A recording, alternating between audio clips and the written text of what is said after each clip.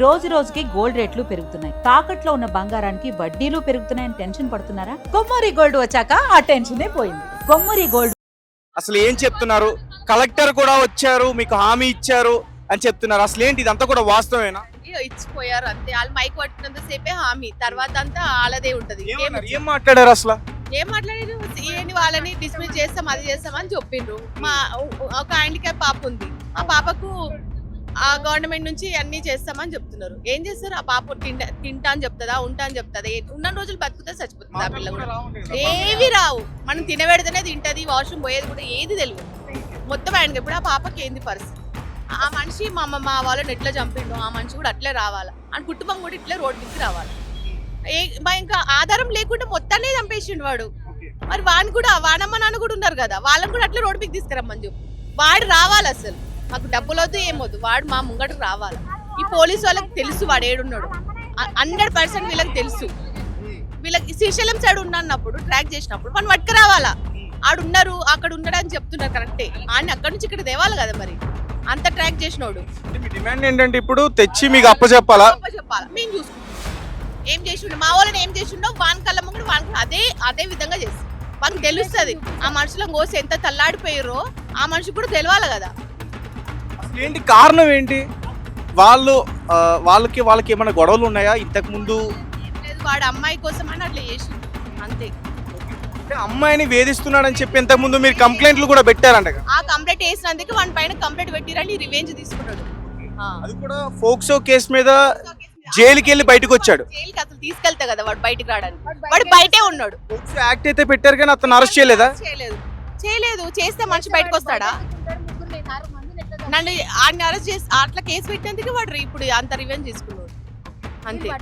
పట్టించుకుని వాడు ఇల్లు ఉంటే మా వాళ్ళు మా దగ్గరనే ఉంటుంటే మా వాళ్ళు మాకే ఉంటుంది. అతను బయటకు వచ్చినప్పుడు కూడా ఒకసారి మీ కుటుంబ సభ్యులు కనబడితే పోలీసులు కూడా చెప్పారా? వాళ్ళ మామయ్యనే చూసాడని రోడ్డు పైన చూసి చెప్పినప్పుడు వాళ్ళు పట్టించు. మాకు కనిపించినాడు, మీ పోలీసు వాళ్ళకి కనిపించలేడా? అంత మ్యాజిక్ చేసి తిరుగుతున్నాడా వీళ్ళ కళ్ళకి? మరి వాళ్ళు కూడా పట్టించుకోవాలి కదా. వాళ్ళు లంచం తింటున్నారు కాబట్టి వాడిని వదిలేసి, వాళ్ళ హస్తం చేతుంది అలా. సర్పంచ్ ఉన్నాడు, పోలీసు వాళ్ళది ఉంది, పోలీసు వాళ్ళదే ఇంకెవరిది ఉంటది? సర్పంచ్ కూడా ఇప్పుడు పట్టించుకోవాలి కదా. మరి ఊరు మనిషి చచ్చిపోయింది, ఒక ఊరు మనిషి చనిపోతే సర్పంచ్ అంతా చూసుకోవాలా. 3 శవాలు ఊర్లో లేచినాయి, వాడు ఏడున్నాడు? మరి ఉండాలి కదా, ముంగటుండి చేయాలిగా. బెయిల్ ఇచ్చినప్పుడు మీకు ఏమైనా ఇన్ఫార్మ్ చేయడం అట్లాంటి ఏమైనా జరిగాయి? బెయిల్ ఇచ్చింది తెలియదు, బయటకు వచ్చిస్తేనే కనబడినందుకు మళ్ళీ పోయి అడుగుతాడు. మళ్ళీ పోయి అడిగేసరికి కూడా వాడిని పట్టించుకుంటే కదా. వాళ్ళు పట్టించుకోలేదు, నెగ్లెక్ట్, నవ్వుకుంటే అయిపోయారంట. సర్లే వాడేం చేస్తాడులే అని చెప్పేసి. మా సిఏ నాకు ఆయన పేరు తెలియదు. వాళ్ళ మామయ్య వచ్చి మళ్ళీ మాకు ఇట్లా మనిషి కనబడుతున్నాడు, మీరు ఎందుకు పట్టించుకోవట్లేదు అడిగితే, లే వాడేం చేస్తాడులే అంటే నవ్వుకుంటే మాట్లాడాడంట వాడు. ఇప్పుడు మా జీవితం నవ్వుల పాలైంది. వాడు నవ్వినట్టు కాదు, మా జీవితం నవ్వుల పాలైంది. ఏ సీఏ అయితే కేసు గురించి సరిగ్గా పట్టించుకోలేదో అదే సీఏ అర్ధరాత్రి వేళ వాళ్ళ శవాల్ని ట్రాక్టర్లో తీసుకెళ్లేందుకు ప్రయత్నించాడా? వాళ్ళ ఏమన్నా అంబులెన్స్లు ఉన్నాయి, మనుషులు రావాలా, ఆ ఇన్ఫర్మేషన్ రాగానే ఇంకో అన్న సిటీలో ఉంటాడు, ఆ సిటీ నుంచి వచ్చిండు 5 o'clock వరకు వచ్చిండు. ఆ మనిషి ఉండాలి కదా, మరి ఇంటి మనిషి వచ్చినప్పుడు ఆ మనిషికి చూపించాలి కదా, ఈ మనిషికి ఇట్లా జరిగింది ఇట్లాంటిదని వాళ్ళకి చెప్పాలి కదా. మాకు 3:30కి కాల్ చేశారు, మా పక్కన తీసుకెళ్లిపోయిన తర్వాత ఇన్ఫార్మ్ చేశారు. పక్కన ఉన్న వాళ్ళు కూడా వెళ్ళి చూడడానికి వెళ్తే కానిస్టేబుల్ దొబ్బేశాడంట. ఇంటి మనిషి పక్కన వాళ్ళకి తెలియగానే వచ్చి లోపలికి వచ్చి చూడడానికి వస్తే వాళ్ళని కూడా దొబ్బేసారంట. వాళ్ళు దొబ్బేసి దెబ్బ చెత్తపడి లేసుకొని తీసుకెళ్ళిపోతారంట.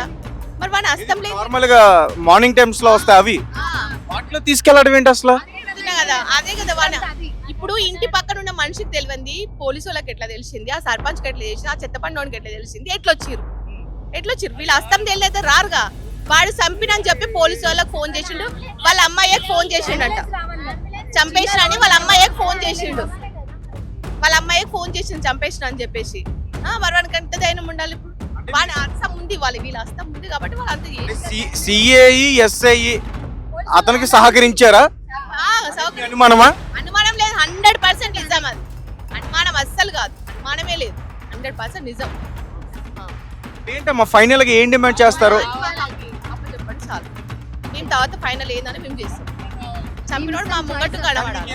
హామీలు ఇస్తున్నారు కదా, మేము అమ్మాయిని చూసుకుంటాం, ఒక అమ్మాయి ఉంది కదా, అమ్మాయి ఏం తింటది, ఏం చేస్తుంది, ఈ రోజు మాట్లాడేది ఏదో ఇది సెటిల్ చేయడానికి కోసం అని మాట్లాడారు, మైక్ పట్టుకుని పోయిరు అంతే. పబ్లిసిటీ కోసం చేసుకుని పోయిరు. ఆ పిల్ల జీవితం ఎట్లా ఇప్పుడు మాట్లాడుతుందా? నాకు ఇది కావాలండి, ఆయన 20 లక్షలు ఇచ్చిండు. అవును 20 లక్షలు ఇచ్చి ఆ పిల్ల ఇది కావాలని తింటదా, ఈ బట్టలు వేసుకుంటాను అడుగుతుందా? ఏమని తింటది? ఉన్న 4 రోజులు బతుకుతా తింటది. ఆ పైసలు కూడా తీస్తాడు ఇలా బొందల కోసరా?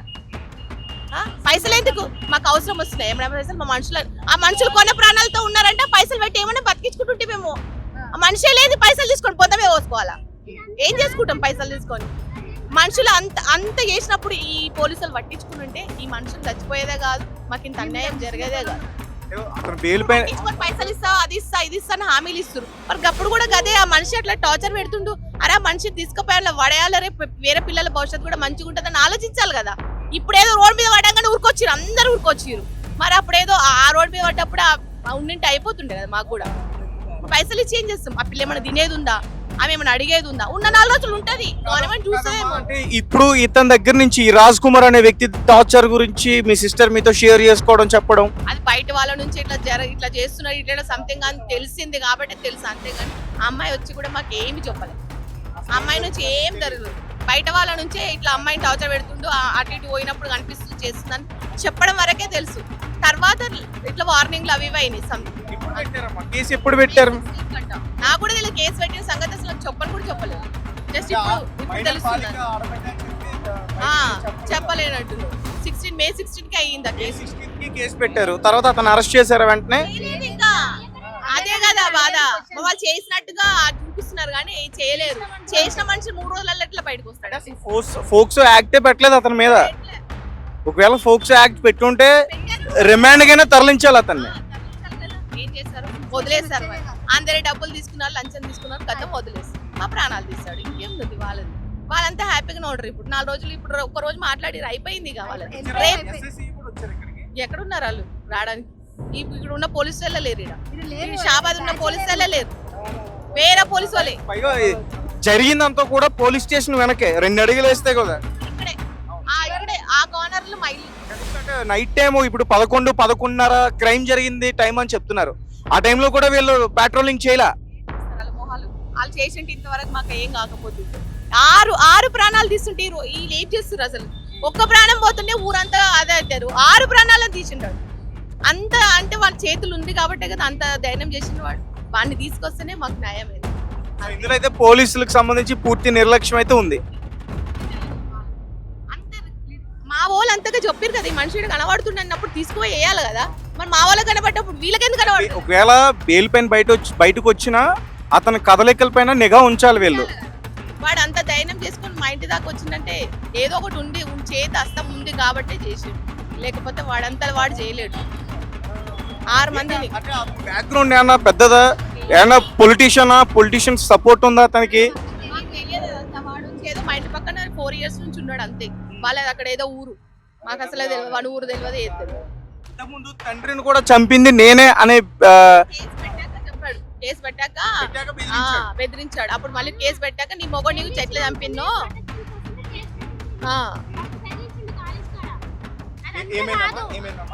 అదంతా కాదు. ఇప్పుడు పిల్లల్ని బెదిరించిండు, మా అక్కని బెదిరించిండు కాలేజ్ కాడ. మీరు మీ అయ్యనే చంపినా మీరేం చేసిర్రు, నన్ను ఇప్పుడు మిమ్మల్ని కూడా చంపితే ఏం చేసిర్రు అని ఇప్పుడు చంపి చూపించిండు. ఇప్పుడు మీరు ఎవ్వరేం చేయరు. రేపు మళ్ళీ వస్తాడు వాడు, వచ్చి ఇంకో ఫ్యామిలీ మీద పడతాడు. అప్పుడు కూడా ఏం చేయరు. ఇవే ఉంటాయి, ఇక ఏం చేయరు. అప్పుడు కూడా ఇంకా చూస్తాం మేము. అంతే, ఇక ఇదంతా చేసి అయిపోయి ఎక్కడోళ్ళు అక్కడ వెళ్ళిపోయారు. ఇప్పుడు రేపు రారు మీరు. ఆడంతా ధైర్యంగా చెప్పిండు, ధైర్యంగా చేసి చూపించిండు. ఏం చేయలేరు, తోలుగా రాలేరు వాడిని. రేపు మళ్ళీ ఇంతమందిని చంపిన నన్ను ఏం చేయలేరు అంటాడు. రేపు మళ్ళీ ఇంకో ఫ్యామిలీ చంపుతాడు. పోతూనే ఉంటాడు. మీరు మాట్లాడుకుంటూనే ఉండి, ఇక అన్ని మీరే చేసుకోండి. ఇక చెప్తున్నారు కదా, అందరూ తోలుకోరండి. అంత బాధ్యతతోని తోలుకొచ్చి నిలబెట్టి పొండి వాడిని. వాడు అంత బాధ్యతతో చెప్పిండు కదా చంపుతామని. మీరు కూడా ఇంత మంది వచ్చారు కదా, అంత బాధ్యతతో వాడిని తోలుకొని రండి ఇడికి. అప్పుడు మేమేదో చేస్తాం. ఇంకా అది మీకు అవసరం లేదు, ఇక మేము చేస్తాం. వాడు అంత ధైర్యంగా చెప్పి పోయి చేసి చూపించిండు పని. చెప్పిండు, చేసి చూపించిండు, పోయిండు అని పట్టుకోవడానికి ఎవరికి శాతనైతే లేదు. పోలీసు వాళ్ళకి శాతనైతే లేదు, మీ మీడియాకు కూడా శాతనైతే లేదు.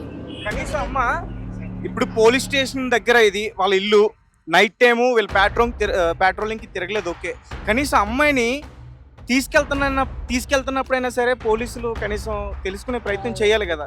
ఈ వేలోనే తీసుకెళ్ళాలి కదా. తీసుకెళ్తే ఎట్లా తీసుకెళ్ళిర్రో ఏం తీసుకెళ్ళరు మాకు తెలుసా? మాకు తెలుసు ఇవన్నీ ఎందుకు చేస్తాం మేము వచ్చే వరకే వాళ్ళు లేరైడా, ఇంకా మాకెట్లా తెలుస్తుంది?